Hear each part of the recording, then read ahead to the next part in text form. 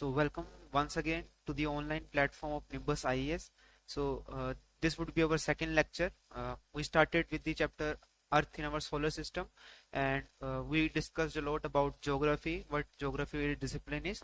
So these were the broad topics which we covered in the last lecture. You can see in the slide about geography, about the branches of the geography, and we started this chapter, the Earth in the solar system, and in the last lecture we talked about what the universe is comprised of, uh, what how it was formed. Though we didn't cover it in details, but still we touched that portion, which is according to the NCERT. So the next thing we did was how stars were formed. So basically, I gave you the idea how the clouds, the from the clouds we got the nebula, and from the nebula we got the core, and from the core uh, gradually it we got our solar system. ठीक है. So that was the process how stars were formed, और उसके आसपास जो planetary object है वो भी कैसे बनते हैं. तो इस प्रोसेस के थ्रू ही बनते हैं जो हमने लास्ट लेक्चर में डिस्कस किया था. सो this is how nebula look like. If you want to take a look, so we will be covering the celestial bodies. So सबसे पहला टॉपिक है कि हमें पता होना चाहिए कि heavenly bodies इसको बोल देते हैं, celestial bodies ये है क्या एक्चुअल में. तो बेसिकली अगर हम एनसीईआरटी की बात करें तो एनसीईआरटी ने बोला है कि रात को कोई भी ऑब्जेक्ट्स जो हमें नेचुरल ऑब्जेक्ट जो स्काई में दिखाई देते हैं, so those are the celestial bodies. So इसको थोड़ा सा और रिफाइन कर सकते हैं हम इस डेफिनेशन को बाय सेइंग दैट कि अर्थ के एटमॉस्फेयर के बाहर वाले नेचुरल ऑब्जेक्ट्स कोई भी हो, ठीक है, ये अर्थ का एटमॉस्फेयर मान लीजिए आप, ठीक है, ये अर्थ मान लीजिए हमारी, और इसके बाहर वाले कोई भी ऑब्जेक्ट्स हो हम उसको सेलेस्टियल बॉडीज या हेवनली बॉडीज कहते हैं, उसी डेफिनेशन को डिफाइन करके. अगर हम और अच्छे से इसको डिफाइन करें जो कि एनसीईआरटी में नहीं डिस्कस्ड है, so the definition says the object, ठीक है, क्योंकि सेलेस्टियल बॉडीज का मतलब है, बॉडीज का मतलब ये होता है कि जिसका मास होता है. See object which has mass as well as kinetic energy. Kinetic energy होगी तो वो क्या करेगा, रिवॉल्व करेगा, रोटेट करेगा वो ऑब्जेक्ट. ठीक है, तो this is the definition of the celestial bodies. ठीक है, तो इससे स्टार्ट करते हैं. अब कौन कौन से सेलेस्टियल बॉडीज हैं तो you will see in details. So these are the main celestial bodies. इसके अलावा और भी बहुत सारी हैं, but these are the main celestial bodies. So starting with the stars, सभी ने देखते हैं हम ट्विंकलिंग स्टार्स. और मैं आपको ये बात बता दूं जिनको नहीं पता कि sun is also the star. Sun is also the star. तो we can say that all stars are not sun but sun is the star. ठीक है, वाइस वर्सा ट्रू नहीं है, तो ये याद रखना है आप लोगों ने. तो स्टार्स और प्लैनेट्स हमने सुना है, उनमें क्या डिफरेंस क्या है. तो what is the basic definition of this stars. So the celestial body which has its own heat and light is known as stars. हमने देखा कैसे स्टार्स फॉर्म होते हैं, हमने देखा उसके कोर में कैसे high amount of heat energy जो है वो एमिट होती है due to the nuclear fusion reaction. ठीक है, तो फ्यूजन और फ्यूजन में फर्क क्या है वो हम आगे डिटेल में देखेंगे, बट अभी सिंपली आपको बता दूं, एक हाइड्रोजन एटम और दूसरा हाइड्रोजन एटम जब आपस में टकराते हैं तो enormous amount of heat energy बाहर निकल के आती है. सो दैट इज फ्यूजन, कि दो एटम्स ने क्या किया, फ्यूज किया. उसी से हमारे जो, इसीलिए जो हम कहते हैं कि जो स्टार्स हैं उनकी खुद की लाइट है. ठीक है, और मोर ओवर हम इस पे इस चीज के ऊपर और डिटेल में काम भी कर रहे हैं कि सो दैट जैसे कि हम आपने सुना होगा कि जो हमारे न्यूक्लियर पावर प्लांट है वो जनरली किस पे रन करते हैं, वो फ्यूजन पे, न्यूक्लियर फ्यूजन पे रन करते हैं. So we are working on this more green technology that is on the basis of the fusion. ठीक है, हाइड्रोजन टेक्नोलॉजी. रिसेंटली हमने देखा होगा नितिन गडकरी जी ने जब पार्लियामेंट में एंट्री करी तो वो कौन सी गाड़ी पे आए, तो हाइड्रोजन बेस्ड इंजन था, उस पे आए. तो हाइड्रोजन इज फ्यूचर हम कह सकते हैं. सो एनीवेज, स्टार्स के बारे में देखा कि लाइट कहां से है, this is due to the fusion. And अब सन के बारे में कुछ फैक्ट्स देख लेते हैं, ठीक है, जो कि हमारे इंपॉर्टेंट है. सन के बारे में फैक्ट, सबसे पहले तो सन नाम आया कहां से. तो ग्रीक्स का गॉड थे सोल से ही हमने ड्राइव किया सन. ठीक है, सो बेसिकली यहां से नाम राइज होता है हमारा. तो it is also made up of the gases such as hydrogen and helium. Why hydrogen and helium, क्यों, क्योंकि ये सबसे इनिशियल एटम्स है. मैंने बोला था जब लास्ट लेक्चर में आपको बताया था, जब बिग बैंग हुआ था तब बहुत सारे जो उसमें से एलिमेंट्स निकले, जैसे प्रोटॉन्स, पार्टिकल्स निकले, प्रोटॉन्स, इलेक्ट्रॉन्स, न्यूट्रॉन्स, उसी से धीरे धीरे क्या हो गए, कंबाइन होके क्या बना हमारे पास सबसे इनिशियल पीरियोडिक टेबल में, सबसे इनिशियल यही बोलते हैं ना, हाइड्रोजन, हीलियम, लिथियम, बेरिलियम। तो हाइड्रोजन और हीलियम जो थे वो इनिशियल एलिमेंट्स से जो फॉर्म हुए थे। सो बेसिकली इसीलिए हाइड्रोजन जो पाया जाता है सारे के सन के अंदर, ठीक है। तो ज्यादा मात्रा में हाइड्रोजन और कम मात्रा में हीलियम। तो this is this fact written in the NCERT, but it's not mentioned about the hydrogen and helium thing. They have mentioned it's made up of the gases. ये सन क्या है, बड़े गैस का गोला है, और स्टार्स क्या है, बड़े गैसेस के गोले हैं। So it's why is heat and light is formed due to the fusion process, as you all know. Then we also call the sun as the head of our solar system. क्यों head, क्यों कि एक तो उसका size सबसे ज्यादा बड़ा है, दूसरा मास के अकॉर्डिंगली आप देख सकते हैं मास यहाँ पे फैक्ट कि 99.8% जो मास है सोलर सिस्टम का वो सन ने ऑक्यूपाई किया हुआ है। रिमेनिंग 0.2% के अंदर बाकी सारे प्लैनेट्स आ जाते हैं, एस्टेरॉइड्स, मीटियोर्स, जो भी बाकी सारे सेलेस्टियल बॉडीज हैं वो 0.2% मास ऑक्यूपाई करते हैं, और जो मैक्सिमम मास किसने ऑक्यूपाई किया हुआ है, सन ने किया हुआ है, that is 99.8%. So this is why we call sun as the head of the solar system. Another fact written in the NCERT is it's that it's 150 million kilometer away from the earth. ठीक है, तो सन कितनी दूर है, 150 million kilometre away. अब ये facts क्या पूछे गए यूपीएससी, ये पूछे गए कितने किलोमीटर दूर है, नहीं, मतलब ये फैक्ट्स को हम किसी ना किसी तरीके से मेंस में आंसर राइट करने के लिए यूज कर सकते हैं, ठीक है। तो हमें आइडिया होना चाहिए, जब हम मिशंस की बात करेंगे आगे, जब हम स्पेस मिशंस की बात करते हैं, तब उसमें अगर हम एक लाइन इंट्रोडक्टरी ऐड कर देते हैं तो उससे अच्छा एक इम्पैक्ट जाता है जब जो एग्जामिनर होगा जब वो चेक करेगा, ठीक है। तो ये बेसिक फैक्ट्स हैं, इनको तो पता ही होना चाहिए। अब अनदर फैक्ट रिटर्न इज के स्पीड ऑफ लाइट क्या है, जो सन से लाइट निकलती है, जो मैंने बोला कि हीट एंड लाइट निकलती है एक स्टार से, तो सन से लाइट निकलती है उसकी स्पीड क्या है, तो लाइट की स्पीड होती है 3 लाख किलोमीटर प्रति सेकंड। तो ये याद रखना है, 3 लाख किलोमीटर प्रति सेकंड स्पीड होती है लाइट की। It take about 8 minute to reach the earth, मतलब जो जब लाइट का पहला कण जो रे ऑफ लाइट निकलती है वहां से, वो 8 मिनट के बाद हमारे अर्थ के ऊपर, सरफेस के ऊपर पहुंचती है। So these were facts related to the sun. Now another related topic is constellation. अब ये स्टार्स के साथ ही रिलेटेड है, इसका भी मेंशन्ड है एनसीईआरटी के अंदर। सो बेसिकली बहुत ही कम बताया हुआ है उन्होंने, ये सिंपली यही बताया हुआ है कि एक पर्टिकुलर पैटर्न में स्टार्स को पाया जाता है, ठीक है, ग्रुप ऑफ स्टार्स को एक पर्टिकुलर पैटर्न में पाया जाता है, उसको कॉन्स्टलेशन कहते हैं, ठीक है।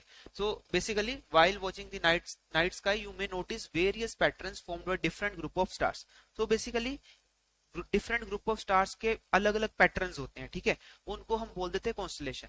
अब जैसे कि जोडिएक साइंस होते हैं अलग अलग, कैंसर, एरीज, वो सारे के सारे पैटर्न बनाते हैं स्टार से, उसी से ही वो मतलब हमने डराइव किए हैं सारे के सारे जो हमारे जोडिएक साइंस हैं, ठीक है। So this was about the constellation. अब इसके एग्जांपल्स जो मेंशन किए हुए हैं, वन इज बिग बियर, जिसको हम उर्सा मेजर भी बोलते हैं, ये याद रखना है, ठीक है। बिग बियर का अलग दूसरा नाम क्या है, Ursa Major, and second is Saptarishi, ठीक है। Will talk about this Saptarishi. So basically ये कॉन्स्टलेशन दिखते कैसे, ये देखो, जैसे एक पैटर्न ये है, ठीक है, ये वन ऑफ द एग्जांपल है किसका, बेसिकली कॉन्स्टलेशन का एग्जांपल है। तो इस सप्तऋषि की मदद से, जिस जो आप देख सकते हो, this is example of the Saptarishi, इस सप्तऋषि की मदद से हम डायरेक्शन भी फाइंड आउट कर सकते हैं। आपको पता है ना कि जो अलग अलग डायरेक्शन होती है, नॉर्थ, साउथ, ईस्ट, वेस्ट, वो सारी की सारी हम क्या कर सकते हैं, वो इसी से आइडेंटिफाई कर सकते हैं basically by plotting the pattern, and उसके बाद नॉर्थ स्टार को हम ढूंढ सकते हैं। I tell you how. So this is globe miniature of earth, you can say. So basically we were talking about directions. So अगर हम बात करें इंडिया के रेफरेंस में बात करें, मान लो कि आप इस जगह पे आप अभी स्टैंड खड़े हुए हो, ठीक है। अब ये जो पेन का ये वाला पोर्शन है, this portion is the face, आपका फेस है, ठीक है। मान लो फेस उधर की तरफ, ऊपर ये इंडिया है, ये रशिया की तरफ है फेस, ठीक है। आप ऐसे खड़े हो धरती पे, बेसिकली आप ऐसे खड़े हो धरती पे इस टाइम पे, तो फेस किधर है आपका, रशिया की तरफ है। तो बेसिकली जिस तरफ आपने फेस किया हुआ है दैट इज नॉर्थ, आपके लेफ्ट में क्या है, मतलब कि आपके इस साइड पे क्या होगा, दिस इज वेस्ट, एंड आपके राइट हैंड साइड पे क्या होगा, this is east, this is east side, जहां पे मेरा फेस है इसके इस पॉइंट के रिस्पेक्ट में दिस इज ईस्ट। सो और बैक साइड क्या होगी आपकी, जो back side of the body represent the south. ठीक है, अब basically we were talking about this constellation कि कैसे हम डायरेक्शन पता लगा सकते हैं। मान लो कि आप इधर ऐसे ही खड़े हैं, अर्थ के ऊपर खड़े हुए हैं, रात को आप स्काई देख रहे हैं, ठीक है, सामने आपको नॉर्थ स्टार दिख रहा है, मतलब यहाँ पे मैं खड़ा हूँ और सामने मेरे को नॉर्थ स्टार दिख रहा है। अब नॉर्थ फर्स्ट थिंग इज कि हम नॉर्थ स्टार को लोकेट कैसे करेंगे।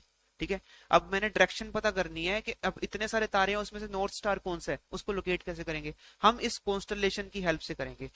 जहां पे आपको ये ऐसा कॉन्स्टलेशन दिख गया, जैसे जहां पे ये 7 तारे होंगे, 1 2 3 4 5 6 7, जहां पे आपको इस तरीके की बकेट सी दिख गई कॉन्स्टलेशन की स्टार्स की, उसकी जो बकेट की ये वाली एंड होगी, दिस 1 स्टार एंड 2 स्टार, इसकी पूरी की पूरी इसकी लाइन में जो भी स्टार आएगा that is the north star.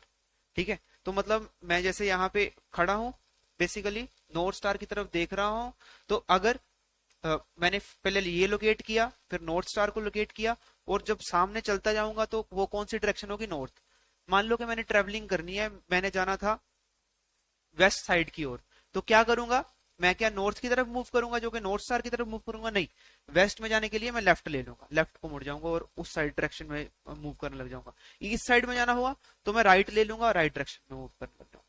ठीक है, तो direction is you can say के एक रेफरेंस पॉइंट के अकॉर्डिंगली नॉर्थ वेस्ट होता है। किसी पॉइंट को आप लोकेट करते हैं, पहले उसके रिस्पेक्ट में देखते हैं नॉर्थ कौन सा है, साउथ कौन सा है। जैसे इस अर्थ इस ग्लोब की बात करें तो मान लो कि ये दिल्ली है, यहाँ पे अगर आप देख पा रहे हैं तो दिल्ली के नॉर्थ दिल्ली है ये, और इसके ऊपर वाली साइड क्या है, ये नॉर्थ है, दिल्ली के नीचे वाली साइड क्या है, साउथ है, इधर क्या है, वेस्ट है, इधर क्या है, ईस्ट साइड है। So this is how the direction works. इसका हम आगे एग्जांपल देखेंगे कैसे इसका यूज होता है, ये सेकंड चैप्टर में हम और भी डिटेल में देखते हैं। So this was about the significance of the constellation, जो कि मेंशन नहीं है एनसीईआरटी में। So now one by one we will cover other celestial bodies also. Planet से शुरू करेंगे, then move to other celestial bodies also. So सबसे पहले प्लैनेट्स को शुरू करने से पहले हम सोलर सिस्टम के बारे में जानते हैं कि सोलर सिस्टम की ढूंढा कैसे गया, कि फर्स्ट टाइम पे कैसे, किसने बोला कि कैसा दिखता होगा सोलर सिस्टम, किसने बोला कि सन के आसपास जो है अलग ग्रह है, किसी को सपना तो नहीं आया होगा ना, तो किसी ने दिमाग लगाया होगा, फिलोसफी लगाई होगी, उसके थ्रू फिर धीरे धीरे धीरे करके हम एक कंक्लूजन पे पहुंचे कि जो सन है वो सेंटर में होता है और बाकी आसपास जो है प्लैनेट्स हैं। तो बेसिकली जो सबसे पहली थ्योरी थी that was this geocentric theory. तो हमने फर्स्ट लेक्चर में देखा था, तो जियो का मतलब क्या होता है, so geo means earth, centric means centre. जो अर्थ अगर सेंटर में है, जिस थ्योरी के अकॉर्डिंगली अर्थ सेंटर में होगा, उसके आसपास सारे के सारे प्लैनेट्स जो है रिवॉल्व करेंगे, this is the geocentric theory. ठीक है, अब क्या ऐसा होता है, ये सत्य है, नहीं। तो ये पहली बात, तो ये थ्योरी दी किसने थी, ये दी थी टोल्मनी ने दी थी ये थ्योरी, सेकेंड सेंचुरी में ये टोल्मनी ने दी थी। ठीक है, टोल्मी ने जो ये थ्योरी दी, इसको सभी ने एक्सेप्ट कर लिया। ठीक है, बाइबल ने भी ये इसको कह दिया कि हाँ, क्रिश्चियनिटी ने ये माना कि ये जो थ्योरी है ये रेलेवेंट है।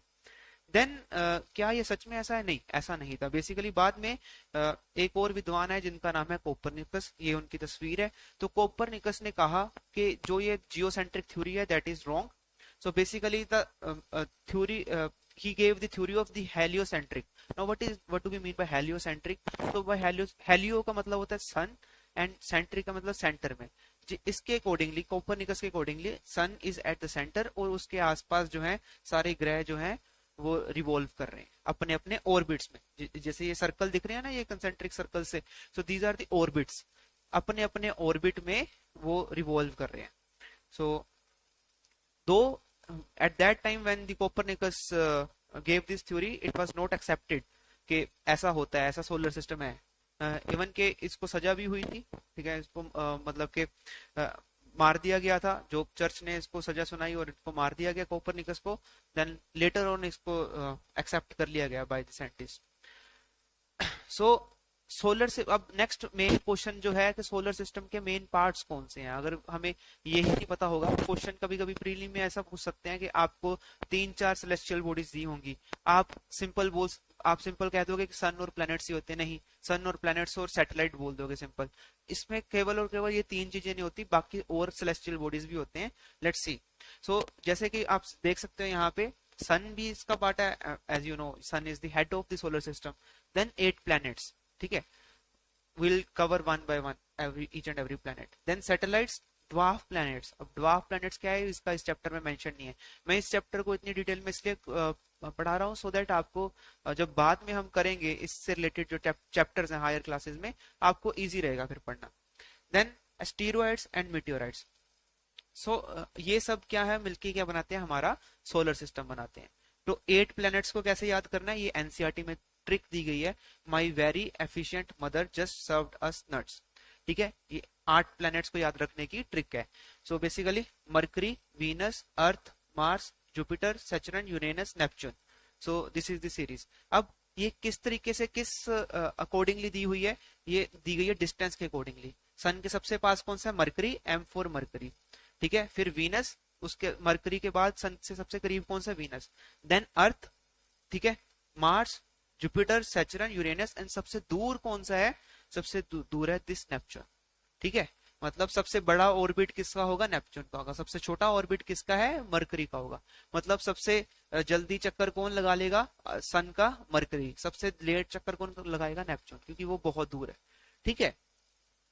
So this is how you can remember the names of the solar system. So coming to the satellites, अब satellites क्या है, basically we are here talking about the natural satellites. जैसे कि सन की जो हमारा अर्थ है उसकी सैटेलाइट क्या कौन सी है, हमारी सैटेलाइट है मून। मार्स की भी 2 सैटेलाइट्स हैं, और लेटर हम देखेंगे जुपिटर सैटर्न की तो इनकी तो 20-20, 30-30 सैटेलाइट्स हैं। So this is it, and बाकी डिटेल में देखते हैं। सबसे पहले प्लैनेट्स से शुरू करते हैं। So as I told you, we have the 8 planets. So किस सेलेस्टियल बॉडी को हम प्लैनेट बोलेंगे, मतलब कोई तो पैमाना सेट, पैरामीटर सेट किया होगा ना। तो आईएयू ने ये पैमाना सेट किया, उन्होंने बोला कि किस सेलेस्टियल बॉडी को प्लैनेट कहा जाएगा, किसको नहीं। आपको अगर पता होगा कि प्लूटो को पहले प्लैनेट माना जाता था। देन आईएयू ने जो रिफॉर्म्स किए उसके बाद जो है इन्होंने दिए ये 4 क्राइटेरियाज। अगर ये 4 क्राइटेरिया कोई प्लैनेट नहीं फुलफिल कर रहा तो उसको प्लैनेट नहीं कहा जाएगा, नहीं माना जाएगा, ठीक है। चारों के चारों जरूरी हैं, ऐसा नहीं है कि एक कर रहा हो बाकी ना कर रहा हो। चारों के चारों जो पैरामीटर्स हैं वो किसी भी सेलेस्टियल बॉडी को फुलफिल करना जरूरी है अगर वो एक प्लैनेट कहलाना चाहता है। So first is circular shape, जिसको स्फेरिकल शेप भी बोल सकते हैं। अब जैसे कि आप ये देख सकते हो, ये अर्थ का मिनिएचर है, तो ये क्या है, सर्कुलर इन शेप है। In fact, we will say later on, we will say it geoid shape, ठीक है। So अब ये सर्कुलर शेप का होना क्यों जरूरी है, क्योंकि सर्कुलर शेप जो होती है it has attend the hydrostatic equilibrium, ठीक है। अब ये हाइड्रोस्टैटिक इक्विलिब्रियम क्या है, बेसिकली ये ऐसी शेप है जिसने 2 तरीके की फोर्सेस को बैलेंस करके रखा हुआ है। कौन कौन सी 2 तरीके की फोर्सेस को, एक तो जो इंटरनल, जो अर्थ के अंदर जो गैस का प्रेशर बन रहा है, जो आपको पता है कि अंदर अर्थ के अंदर बहुत ही मोल्टन मटेरियल्स हैं, ठीक है, टेम्परेचर बहुत ज्यादा है, गैसेस भी हैं, तो उसके कारण क्या है, बेसिकली अंदर इंटरनल प्रेशर बहुत भी है, ठीक है। अगर इंटरनल प्रेशर ज्यादा होगा फिर तो अर्थ फट भी सकता है, नहीं फट क्यों नहीं रहा फिर। सो बेसिकली दूसरी फोर्स जो है ग्रेविटी, मैंने बोला था कि लॉ ऑफ ग्रेविटेशन के अकॉर्डिंगली जो मास होता है वो आपस में इकट्ठा होकर रहता है। तो सेम थिंग हैपेंस हियर, जो भी मास है, जो अर्थ का मास है वो आपस में इकट्ठा होकर रहने की टेंडेंसी रखता है। अब ये दोनों फोर्सेस बैलेंस होती हैं जब, तो हमें एक शेप मिलती है, we call it as this hydrostatic equilibrium state, और स्फेरिकल शेप बोल देते हैं, ठीक है। So this is the first feature which is necessary to be the planet. तो second is orbit around the sun. अब जो हर प्लेनेट है, जो 8 के 8 प्लेनेट है, वो सन के अराउंड ही ऑर्बिट कर रहे हैं। किसी का ऑर्बिट छोटा है, किसी का ऑर्बिट बड़ा है, ठीक है। तो चक्कर लगाने, इन चक्कर लगाने को क्या कहते हैं, बेसिकली रेवोल्यूशन बोलते हैं, ठीक है। Will study no other object in the path of the orbiting planet. अब इसका थर्ड का क्या मतलब है, मान लो कि अर्थ इसके आसपास चक्कर लगा रहा है सन के आसपास, अगर चक्कर लगाते वक्त कोई और भी सेलेस्टियल बॉडी इसको कट कर रही है, कोई किसी और सेलेस्टियल बॉडी का भी इसके अंदर ऑर्बिट आ रहा है, तो उस केस में अगर ऐसा होता तो अर्थ प्लैनेट ना कहलाता। तो ये बहुत जरूरी है कि जब वो अर्थ चक्कर लगा रहा है उसके रास्ते में कोई और सेलेस्टियल बॉडी ऑर्बिटिंग ना कर रही हो, ठीक है, उसके नेबरहुड में ना कर रही हो। So this is the third character of the for being the planet. Body should not be the satellite of any other celestial body. अब इसका क्या मतलब है?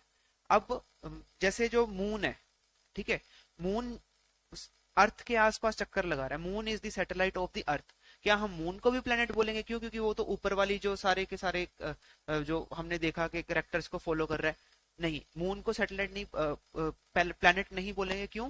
क्योंकि यहाँ पे लिखा गया है specially, body should not be satellite of any other celestial body, ठीक है। तो ये चार फीचर्स मैंने क्यों करवाए, एनसीईआरटी के इस चैप्टर में नहीं गिवन, क्योंकि हमने ड्वार्फ प्लैनेट्स का कंसेप्ट समझना था इसलिए करवाए, ठीक है। तो अभी फिलहाल के लिए ये जान लो आप प्लैनेट्स किसको बोला जाता है। So basically as you can see the solar system chapter के अकॉर्डिंगली, जो कि एक्चुअल में ही है, इसको दो भागों में बांटा गया है, इनर और आउटर। इनर में 4 प्लैनेट्स हैं, आउटर में 4 प्लैनेट्स हैं, as you can see. But जो यहाँ पे नहीं मेंशन, यहाँ पे इनको बोलते हैं टेरेस्ट्रियल।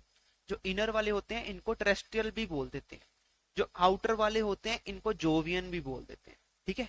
इनको जोवियन भी बोल देते हैं, आउटर भी बोल देते हैं, इनको टेरेस्ट्रियल भी बोल देते हैं, इनर भी बोल देते हैं। इनर क्यों? क्योंकि ये सन के बिल्कुल पास है, ठीक है। अब यहाँ पे ये जो आप स्टोन्स की बेल्ट देख रहे होंगे ऐसी, ये क्या है ये भी हम डिस्कस करेंगे। सो जोवियन का क्या मतलब है? बेसिकली जोवियन का मतलब है जायंट, ठीक है, जो आउटर है इसलिए इनको जोवियन बोलते हैं। अब टेरेस्ट्रियल इसको क्यों बोला जाता है? Why terrestrial? क्यों? क्योंकि ये रॉक से बने हुए हैं, रॉकी हैं ये, ठीक है। तो ये इनकी रॉकी नेचर है इन चारों के चारों प्लैनेट्स की। बट जो ये बाकी के 4 हैं ये गैस के गोले हैं, ठीक है। ये गैस, हम देखेंगे कौन कौन सी गैसेस से कंप्राइज हुए हैं। यहाँ तो गैस के गोले हैं, यहाँ ये आईसी स्टेट में है, आईसी ऑब्जेक्ट्स हैं। ये लास्ट 2 जैसे हम देखेंगे ये आईसी ऑब्जेक्ट्स हैं, बिल्कुल फ्रीज्ड है, मतलब आप ऐसा बोल सकते हो। सो this was about the planets हमने देखा। सो अब इन 4 के बाद ये स्टोन्स की जो हमने बेल्ट देखी है, ये रॉक की जो आप प्रोजेक्शन देख पा रहे हो, इसको क्या बोलते हैं? ये क्या चीजें हैं ये स्टोन्स? बेसिकली ये है एस्टीरॉइड्स। क्या है? एस्टीरॉइड्स हैं ये जो सारी, ये सन के अराउंड ही ऑर्बिट कर रही है, सारी की सारी बेल्ट जो है सन के अराउंड ऑर्बिट कर रही है, जैसे हमारे प्लैनेट्स कर रही है ना, वैसे ये भी ऑर्बिट कर रहे हैं सन के अराउंड। अब सेकेंड थिंग इज, जैसे हमारा लास्ट प्लैनेट है नेपच्यून, नेपच्यून के बाद भी एक बेल्ट है, ठीक है, जो माना जाता है कि कॉमेट्स हैं जिसके अंदर, जिसको कॉमेट्स बोलते हैं एक्चुअल में, जैसे इसको एस्टीरॉइड्स बोलते हैं, उनको कॉमेट्स बोल देते हैं। तो नेपच्यून के बाद वाली बेल्ट को क्या बोलते हैं? कुपलियर्स बेल्ट, ठीक है। तो कुपलियर्स बेल्ट बोला जाता है जो नेपच्यून के बाद वाली बेल्ट है। तो उसकी अगर हम बात करें, नेचर की बात करें, वहीं से ही कॉमेट्स निकल के आते हैं, we will see that. So these are the icy objects, ठीक है। इनको ये आईसी ऑब्जेक्ट्स है, क्यों? क्योंकि ये इतनी दूर है सन से, तो जमे ही होंगे ना। तो कुपलियर बेल्ट में जो भी छोटे छोटे ऑब्जेक्ट्स हैं वो क्या है? आईसी इन नेचर है, ठीक है। इनको और क्या नाम बोला जाता है अगर आपसे कोई पूछे तो? कुपलियर बेल्ट कहाँ पे है? सबसे पहला प्रश्न तो ये बनता है कि नेपच्यून के पार जो है कुपलियर बेल्ट। नेपच्यून के पार, उसका मतलब क्या हुआ? ट्रांस नेपच्यूनियन ऑब्जेक्ट्स, TNOs, ठीक है, ये याद रख लेना। और उन ऑब्जेक्ट्स को और क्या बोला जाता है? केबीओस, कुपलियर बेल्ट ऑब्जेक्ट्स। बस ये 2 नाम है जो जो हमने बोला। और इसी से ही कॉमेट्स भी बनते, इन्हीं ऑब्जेक्ट से कॉमेट भी बनते हैं। फ्रीज्ड क्यों है? क्योंकि सोलर सिस्टम में बहुत दूर है वो, ठीक है, नेपच्यून के भी बाद है, सबसे लास्ट प्लेनेट के भी दूर है।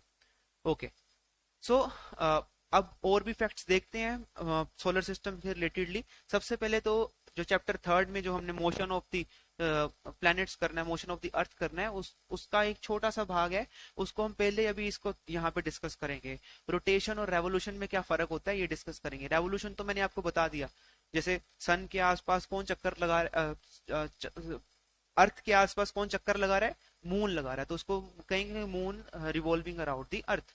अब अर्थ क्या कर रहा है? अर्थ सन के आसपास चक्कर लगा रहा है, ठीक है, अर्थ है सन के आसपास घूम रहा है, चक्कर लगा रहा है, उसकी परिक्रमा कर रहा है। So that is revolution.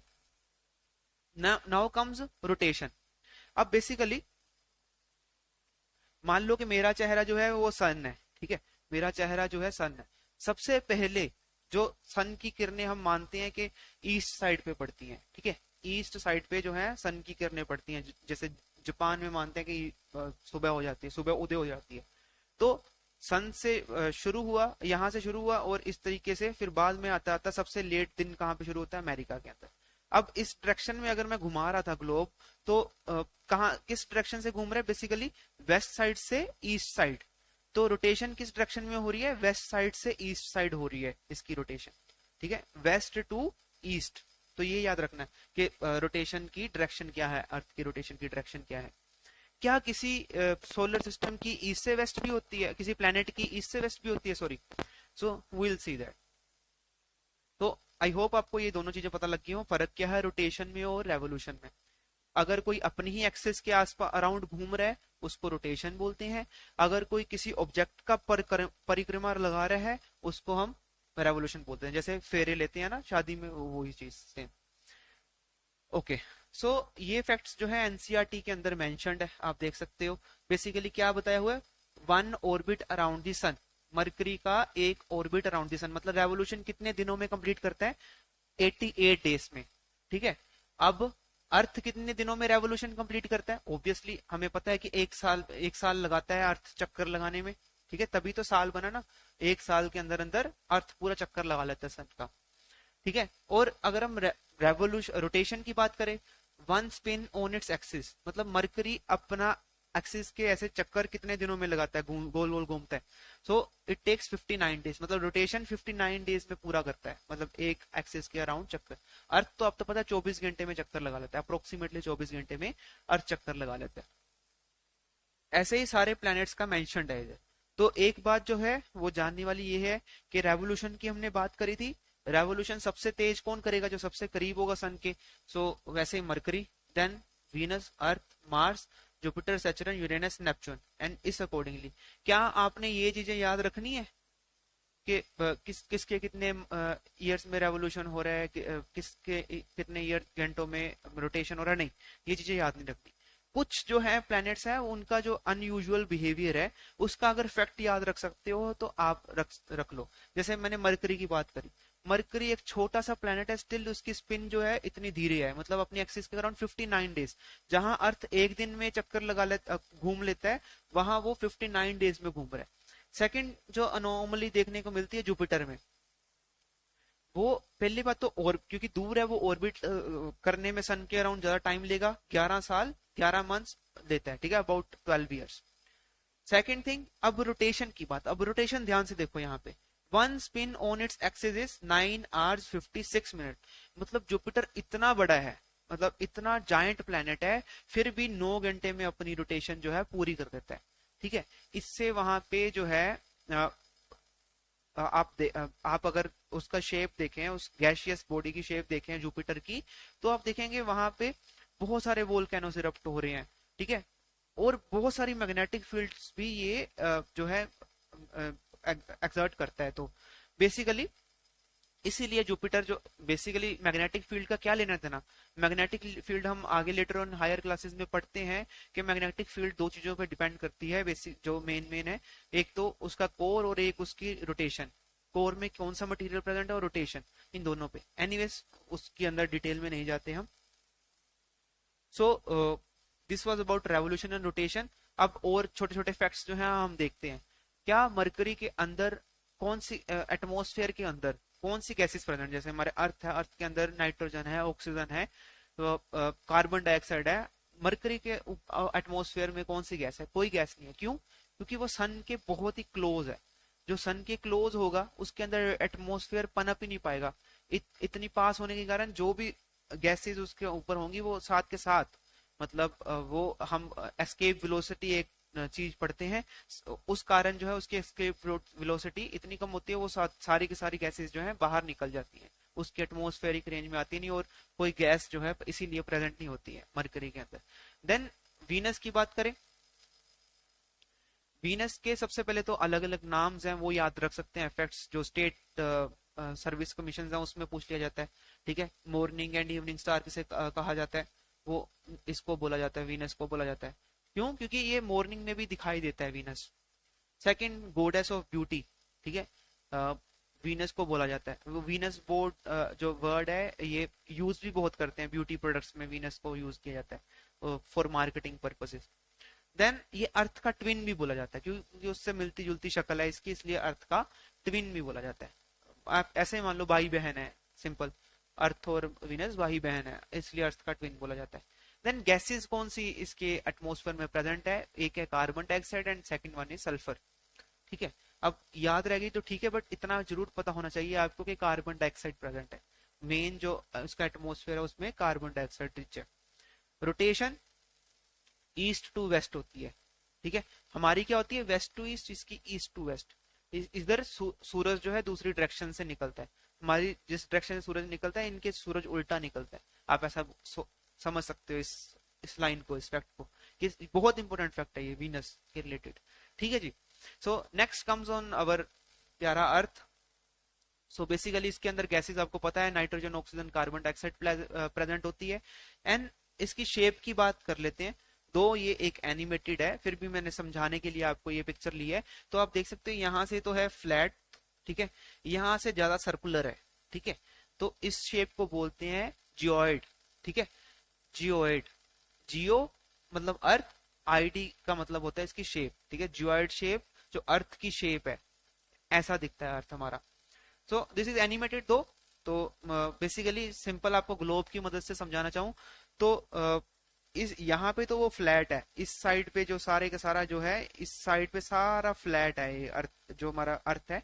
But इस साइड पे पूरे का पूरा गोल है, सर्कुलर है।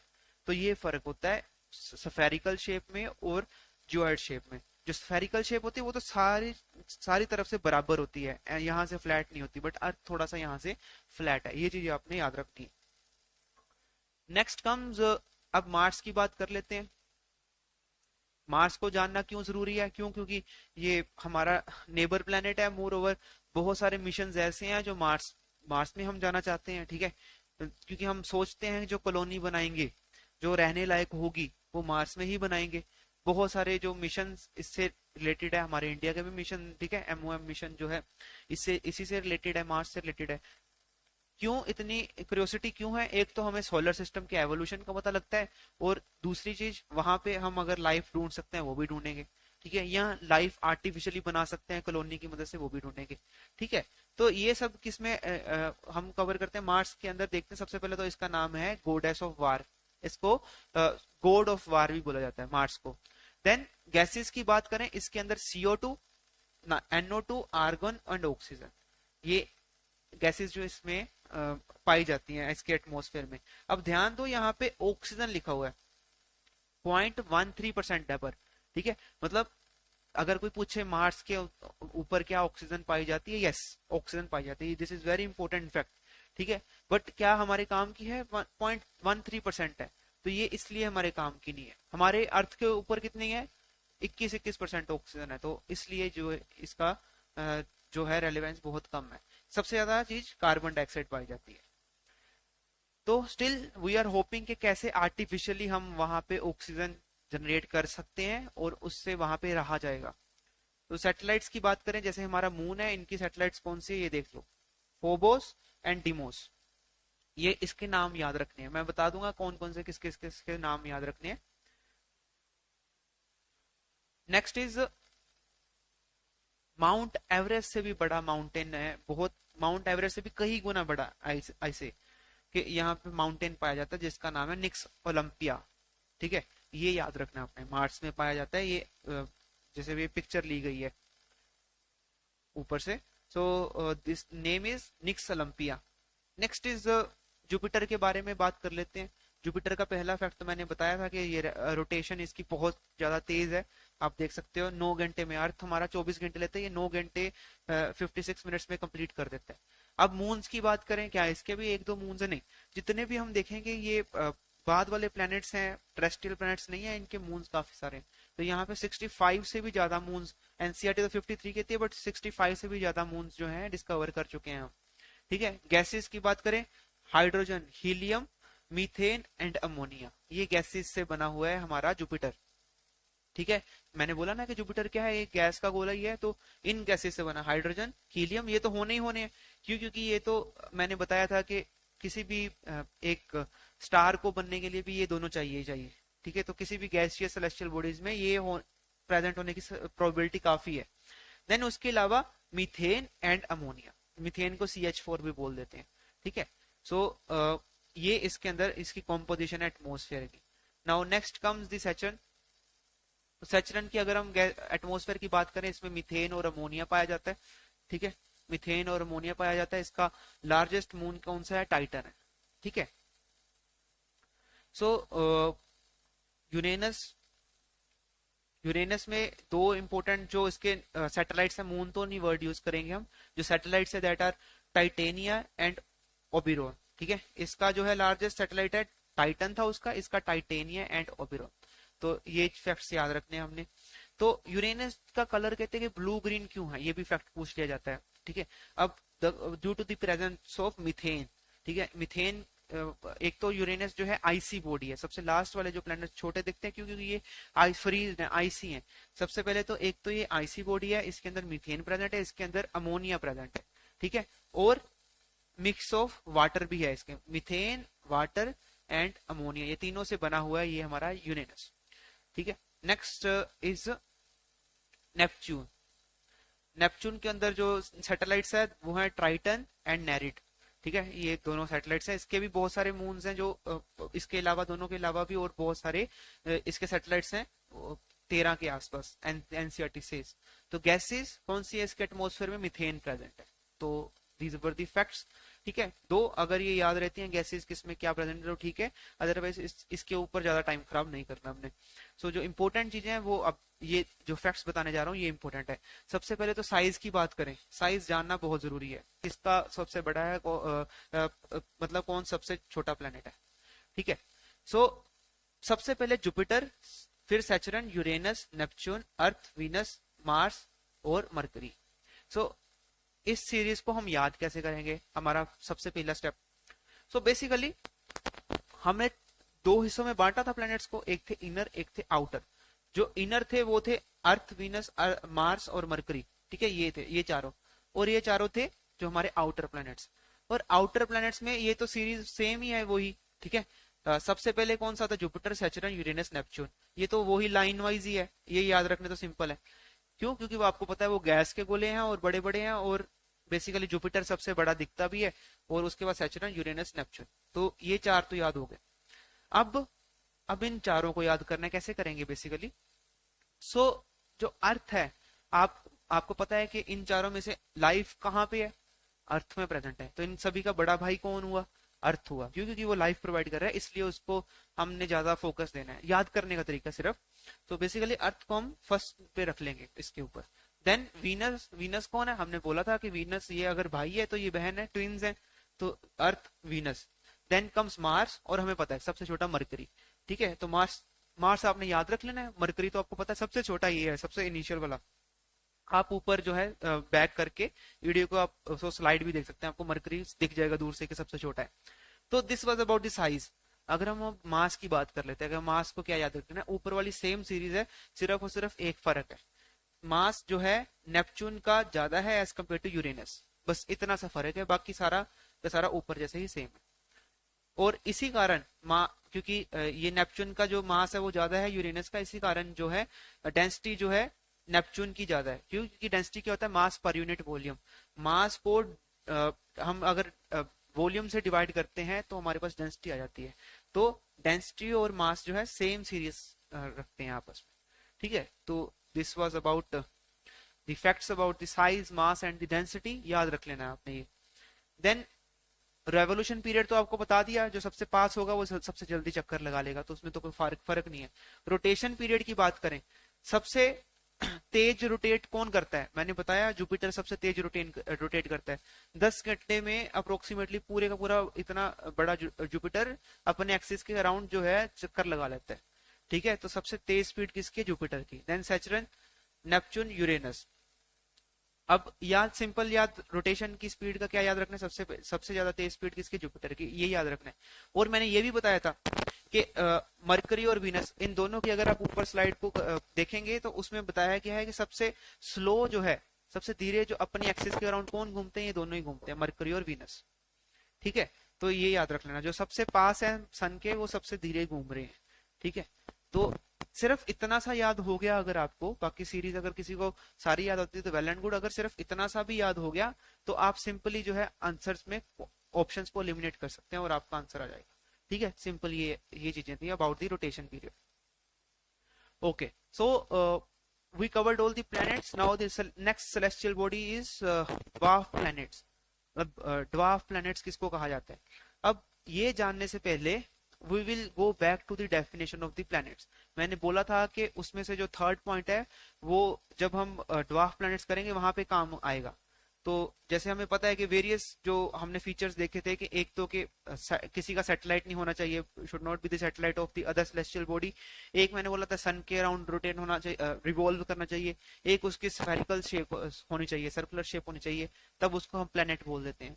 देन थर्ड इज कि उसके जो ऑर्बिट को कोई और सेलेस्टियल बॉडी नहीं काटेगा और उसके ऑर्बिट में किसी और सेलेस्टियल बॉडी ऑर्बिट नहीं बनाएगा, उसके रास्ते में कोई और सेलेस्टियल बॉडी अपना ऑर्बिट नहीं बनाएगी। So that was the third condition. ठीक है, अब जो ये कंडीशन है ये प्लूटो फुलफिल नहीं कर रहा था, प्लूटो नहीं फुलफिल कर रहा था, इसीलिए उसको हमने किस कैटेगरी में रख दिया, ड्वार्फ प्लैनेट की कैटेगरी में रख दिया। ठीक है, तो इसके अलावा भी क्या कोई और ड्वार्फ प्लैनेट्स होते हैं? यस, इसके अलावा ये एग्जांपल्स हैं। ठीक है, एरिस, मेक सीड्स, ये सारे एक्चुअल में क्या है, या तो कोई ना कोई एस्टीरॉयड है या कॉमेट है, तो सिंपल याद रख लेना है। ठीक है, एरिस, मेक सीड्स, ये जैसे कि ये एचसीएस में पूछा गया था, हरियाणा सिविल सर्विसेज में, तो ऐसे क्वेश्चन पूछ लिए जाते हैं ये ड्वार्फ प्लैनेट्स के बारे में, तो नॉलेज होनी चाहिए, इसलिए मैंने आपको कराया। नाउ एक सिंपली लाइन लिखी हुई थी, ये जो ब्लू कलर में है ये लाइन एनसीईआरटी में लिखी हुई थी इस चैप्टर में, the earth appears blue because it's 2/3 surface is covered by water, it's therefore called the blue planet. इसको ब्लू प्लैनेट कहा जाता है क्योंकि इसका 2/3 सरफेस कवर्ड है विद वाटर। नाउ इस लाइन को थोड़ा सा और क्लटर आउट, डीक्लटर करते हैं हम कि क्या मतलब क्या है इसका। सो बेसिकली अब वाटर के होने के कारण इसमें लाइफ आई कहां से? अब आपको पता है किसी को भी जिंदा रहने के लिए पानी चाहिए, पीने के लिए ऑक्सीजन चाहिए, तभी वो जिंदा रहता है। ठीक है, जो एनारोबिक इन नेचर होगा वो तो मतलब कि ऑक्सीजन के बिना भी जिंदा रह लेते हैं, जो एनारोबिक ऑर्गेनिजम्स होते हैं। बट जो मोटे तौर पे अगर हम देखें तो क्या चाहिए, हमें पानी चाहिए और ऑक्सीजन चाहिए। अब उसमें से ऑक्सीजन और पानी में से भी, जैसे मैंने आपको बताया कि कई ऑर्गेनिजम्स को ऑक्सीजन की भी जरूरत नहीं होती, तो सबसे ज्यादा जरूरी है हमारे लिए पानी होना। ठीक है, तो पानी के बिना लाइफ एग्जिस्ट करना नहीं पॉसिबल है। तो अब क्या सिंपल अगर कहीं पे भी वाटर है, किसी भी प्लेनेट पे वाटर है, तो क्या वहां पे लाइफ एग्जिस्ट करेगी? नहीं, ये भी बहुत सारे चीजों पे डिपेंड करती है। अब जस्ट इमेजिन हमारा जो अर्थ जैसा दिखता है आज, ठीक है, वैसा वो प्लूटो की साइड पे होता। ठीक है, जहां पे नेपच्यून है या यूरेनस है, इतनी दूर होता, सन से बहुत ही दूर होता अर्थ, क्या लाइफ एग्जिस्ट करनी थी? नहीं करनी थी। अगर पानी भी पड़ा होता उस पे, फिर भी लाइफ एग्जिस्ट करनी नहीं थी। क्यों? द रीजन बिंग वो पानी जो है फ्रीज रहता, वो पानी जो है पिघलता ही ना, ठीक है, लिक्विड फॉर्म में एग्जिस्ट ही ना करता। ठीक है, तो उस चक्कर में उस रीजन करके वहां पे लाइफ ही नहीं एग्जिस्ट करती। अब अगर आपको एक सिंपल एग्जांपल दूं, अगर आपका कोई खाना होता है, आप अगर चाहें कि वो खराब ना हो, मतलब उसके ऊपर ऑर्गेनिजम्स ना पनपे, ठीक है, ऑर्गेनिजम्स ना लाइफ अपनी क्रिएट करें, तो आप क्या करते हैं, उसको फ्रिज में रख देते हैं। ठीक है, सो दैट वो खराब ना हो, मतलब कम टेम्परेचर में रख देते हैं। तो कम टेम्परेचर में वैसे ही लाइफ पॉसिबल नहीं होती। ठीक है, या तो बिल्कुल मान लो कि आपने जला दिया, जला के भी आप बहुत सारे बैक्टीरिया को मार देते हो। ठीक है, जहां ज्यादा टेम्परेचर होता है वहां पे भी लाइफ एग्जिस्ट नहीं करती, और जहां पे ज्यादा कोल्ड है वहां पे भी लाइफ एग्जिस्ट नहीं करती। तो हमारे अर्थ में लाइफ फिर कैसे एग्जिस्ट कर रही है? हमारे अर्थ में इसलिए एग्जिस्ट कर रही है क्योंकि वो बहुत ही, जैसे ये मान लो कि ये अर्थ है, मान लो मेरा चेहरा जो सन है, मतलब हम सन और अर्थ के बीच में जो डिस्टेंस है वो एक बिल्कुल ही ठीक है लाइफ पनपने के लिए। मतलब अगर ये ज्यादा दूर हो जाता, सन से दूर हो जाता, तो इसके ऊपर जो पानी है जो ब्लू कलर का दिख रहा है वो सारे का सारा आइस बन जाता। अगर वो पास आ जाता तो वो पानी गैसियस फॉर्म में हो जाता, वो उड़ जाता। तो मतलब एक पर्टिकुलर डिस्टेंस, ठीक है, कि एक पर्टिकुलर जो जोन है उसके अंदर अर्थ जो है मेरे सन के आसपास जो रिवॉल्व कर रहा है, ठीक है। इसी उस पर्टिकुलर जोन को क्या बोलते हैं, उसको बोलते हैं गोल्डी लोक जोन। ये यूपीएससी ने आंसर क्वेश्चन पूछा हुआ है इसके रिलेटेड, ये गोल्डी लोक जोन क्या होता है। सो गोल्डी लोक जोन क्या है, बेसिकली एक ऐसा जोन जहां पे लाइफ एग्जिस्ट कर सकती है। क्यों कर सकती है? क्योंकि वहां पे पानी लिक्विड फॉर्म में होगा, और सिंपली, और फिर अकेला पानी तो नहीं लाइफ बनाएगा ना, और भी बहुत संभावनाएं होनी चाहिए। जैसे कि फॉर एग्जांपल ऐसा माना जाता है, अर्थ के ऊपर लाइफ शुरू कैसे हुई, ऐसा माना जाता है कि जब मीटियोर्स टकराए, हम देखेंगे मीटियोर्स क्या होता है। मीटियोर्स अपने साथ कुछ केमिकल्स लेके आए, कुछ माइक्रो ऑर्गेनिज्म जिसको माइक्रोब्स बोलते हैं वो ले आए, और वो फिर उनको पानी मिल गया, उन माइक्रोब्स को, वो केमिकल्स भी थे, तो उनकी मदद से जो है वाटर की हेल्प से इनिशियली लाइफ जो है पॉसिबल होनी शुरू हुई, एवोल्यूशन हमारा शुरू हो गया। This is the first thing. अब सेकंड थिंग इज के अगर क्या फ्रोजन होता पानी तो लाइफ पॉसिबल ही नहीं होनी थी। अब वो धीरे धीरे जो ऑर्गेनिज्म पनपे वहां पे मीटियोर से जो माइक्रोब्स आए थे, ऐसे ये थ्योरी है, ठीक है, वो धीरे धीरे क्या हुआ, उनको वो चेंज हो गए, एवोल्यूशन हुआ उनका, ठीक है। धीरे धीरे वो प्लांट्स में, एनिमल्स में, जैसे हम कॉम्प्लेक्स स्ट्रक्चर देखते हैं उसमें कन्वर्ट हो गए, ह्यूमन बींग्स में। So this is about Goldilocks zone. क्योंकि ये ग्रीन कलर में, एज आई टोल्ड यू, जो ग्रीन में होगा वो बेसिकली एनसीईआरटी में गिवन नहीं है। सो गोल्डी लोक जोन के बारे में आई होप आपको पता लग गया हो। अब क्या ऐसे और प्लैनेट्स हैं, एग्जिस्ट करते हैं जो गोल्डी लोक जोन में प्रेजेंट है? Yes. So this is the first planet जो आइडेंटिफाई किया, फर्स्ट वैलिडेटेड अर्थ साइज प्लैनेट, ठीक है, ऑर्बिटिंग द डिस्टेंट स्टार, ठीक है, किसी स्टार के आसपास रिवॉल्व कर रहा था, जिसका नाम है केपलर 186f। इसके बाद और बहुत सारे प्लैनेट्स जो हैं मिले इनको, जो कि गोल्डीलोक जोन में प्रेजेंट थे। अब नेक्स्ट क्वेश्चन इज कि क्या गोल्डीलोक जोन ऐसा है कि जैसे मान लो कि हमारा अर्थ से जो डिस्टेंस है वो 150 मिलियन किलोमीटर दूर है, हमने ऊपर पढ़ा था। क्या अगर हर एक, अगर मान लो किसी और सोलर सिस्टम में जाएं, उसके सन से भी प्लेनेट को 150 किलोमीटर मिलियन किलोमीटर दूर ही होना चाहिए? नहीं, ऐसा डिस्टेंस जरूरी नहीं है। इट डिपेंड्स अपॉन सन की हीट। सन की हीट कितनी कहाँ पे है, मान लो कि उनकी सन की हीट इतनी कम है कि 100 मिलियन किलोमीटर दूर तक ही वो अर्थ को लिक्विफाई कर सकता है, तो वो उस जगह को हम गोल्डीलोक जोन बोलते हैं, ठीक है। तो इट ऑल डिपेंड्स कि सन कितना हीट अप है, कितना नहीं है, ठीक है। तो हमारे अकॉर्डिंगली, हमारे सोलर सिस्टम के अकॉर्डिंगली हमारा जो डिस्टेंस है वो पूरा अप्रोप्रिएट है सन से गोल्डीलोक जोन बनने के लिए।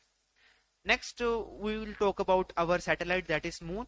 इसके बारे में बहुत ही कम जिक्र किया गया है इस चैप्टर में, और बहुत ही इंपॉर्टेंट लाइन पर डिस्कस की हुई है, ये ध्यान से ध्यान दें, क्योंकि यही बेसिस है जो आप मिशंस जब पढ़ेंगे, ठीक है, करंट अफेयर्स में। आप अगर आप मिशंस देखें, चाइना ने चंगाई 5 या बाकी सारे के सारे जो मिशंस मून तक भेजे हैं, ये जो भेज रहे हैं, उसका ये उसके लिए ये लाइन काफी इंपॉर्टेंट है। अब ये क्या कहता है, the moon moves around the earth in 27 days. कहता कि मून जो है, ठीक है, मान लो ये मून है, मून अर्थ के अराउंड चक्कर कितनी देर में लगाता है? 27 डेज में। और मून की रोटेशन कितनी देर में पूरी होती है? 27 डेज में। अब ये देखो, 27 डेज में ही रोटेशन कर रहा है, 27 डेज में ही रेवोल्यूशन कर रहा है। तो इससे क्या होता है, हमेशा हमें मून की एक ही साइड दिखती है, अर्थ को हमेशा मून की एक ही साइड दिखती है, दूसरी साइड दिखती ही नहीं, ठीक है।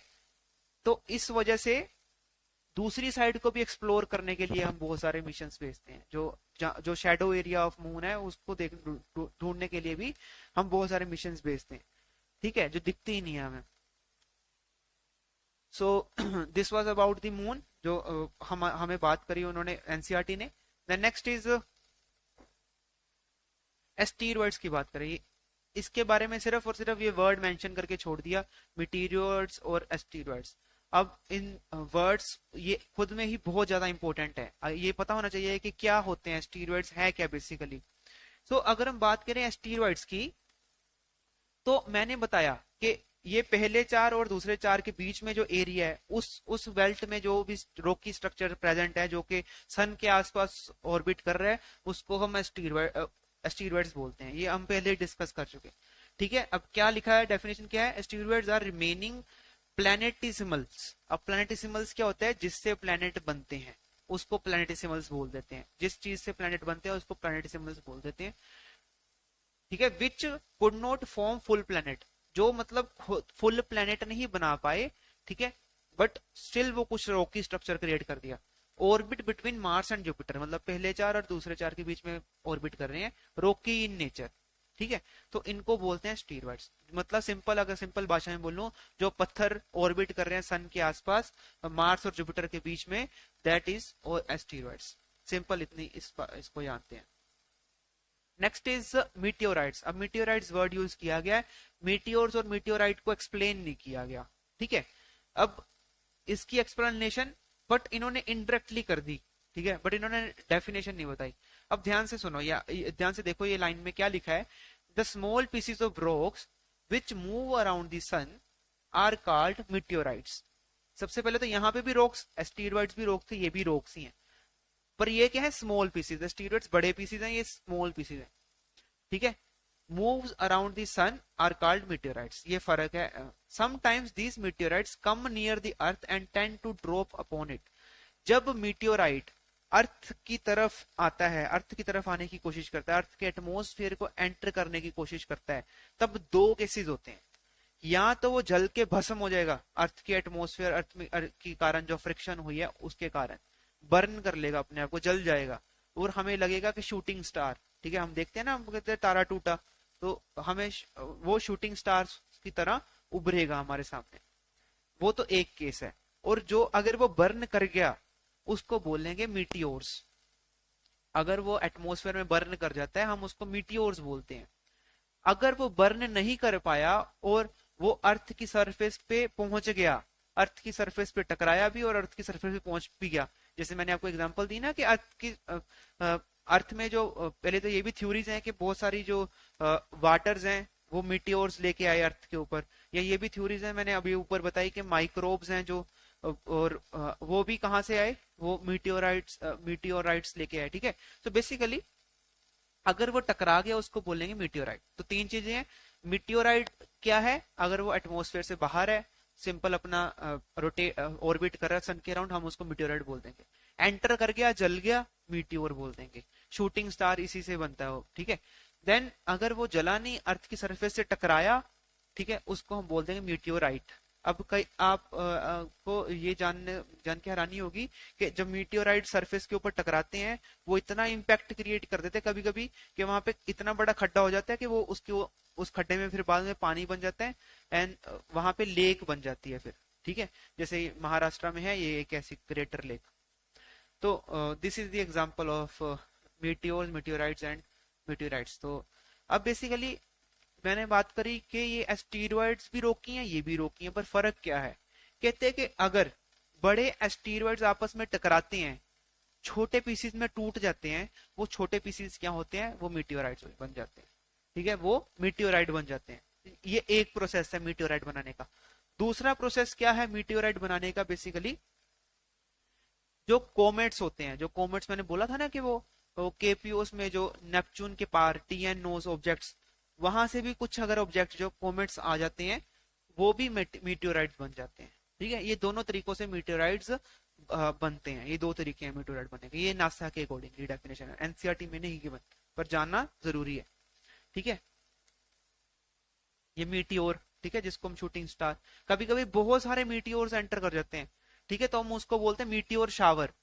ठीक है, ऐसा लगता है कि वो आसमान में जैसे काइंड ऑफ जो दिवाली पे होते हैं ना क्रैकर्स, वो पूरे के पूरे भर जाता है आसमान, वैसे हो जाता है कभी कभी।